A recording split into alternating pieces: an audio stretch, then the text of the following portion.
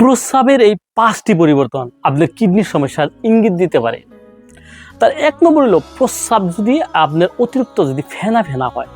আর এই ফেনা ফেনা যদি আপনার মাঝে মাঝেই যায়, তাহলে আপনার এইটা আপনার যদি কিডনির থেকে যদি আপনার প্রোটিন বাইরে যায় বা অ্যালবুমিন যদি বাইরে যায় বা প্রস্রাবে যদি অতিরিক্ত যদি ইনফেকশন হয়, তাহলে এই সমস্যাটা হইতে পারে। 2 নম্বর, আপনার প্রস্রাব যদি হঠাৎ করে যদি কমে যায়, হঠাৎ করে যদি আপনার প্রস্রাব যদি আগের মতোই আপনি পানি খাইতেছেন বা আগের মতোই যে নর্মাল জীবনযাপন করার পরেও যদি প্রস্রাব হঠাৎ করে যদি কমে গেছে, তাহলে এইগুলা নর্মাল চোখে দেখবেন না, কারণ এই প্রস্রাব কমে যাওয়ার পিছনে থাকতে পারে কিডনির কোনো ইনফেকশন বা কিডনির সমস্যা থাকতে পারে। 3 নম্বর, প্রস্রাব যদি হঠাৎ যদি লালচে বর্ণ হয় বা বাদামি রঙের হয়, এক্ষেত্রে আপনার প্রস্রাব দিয়ে যদি আপনার ব্লাড গেট আছে, ব্লাড যদি লিক হয়, হিমাসুরিয়া যদি হয়, তাহলে আপনার এমনি সমস্যা হতে পারে, মানে কিডনির সমস্যার ইঙ্গিত দেয়। 4 নম্বর, প্রস্রাব যদি মানে খুব ঘন ঘন গেতাছেন কিন্তু ক্লিয়ার হইতেছে না, আর প্রস্রাবটা মানে গন্ধযুক্ত হইতেছে।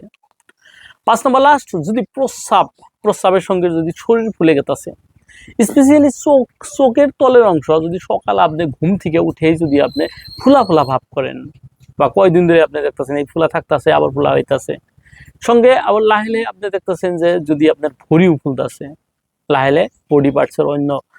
বডিগুলো আপনার লাহেলে ফুলে গেতেছে, তাহলে এই ক্ষেত্রে আপনি একদম অবহেলা করা ঠিক না। কারণ প্রস্রাব কিডনি যদি ভালোভাবে ফিল্টার না করে, ফিল্টার যদি ভালোভাবে ফিল্টারিং না করে যদি বর্জ্য পদার্থ যদি বের না করে, তাহলে এই ধরনের শরীর ফুলে যেতে পারে বা চোখের তলে ফুলে যেতে পারে। তাহলে এই 5টা লক্ষণ দেখলে আপনি একদম অবহেলা করবেন না, আপনি ডক্টরের লগে কনসাল্ট করবেন, আর ডক্টরের লগে কনসাল্ট করে আপনি রুটিন ইউরিন, সেরাম ক্রিয়েটিনিন বা রুটিন কালচার বা আপনার KFT বা RFT রিনাল ফাংশন টেস্ট, এগুলা টেস্ট আপনি করতে পারেন, আর একটা ডক্টরের পরামর্শ মতে আপনি চলা ভালো। ঠিক আছে, আজকে নিয়ে ধন্যবাদ।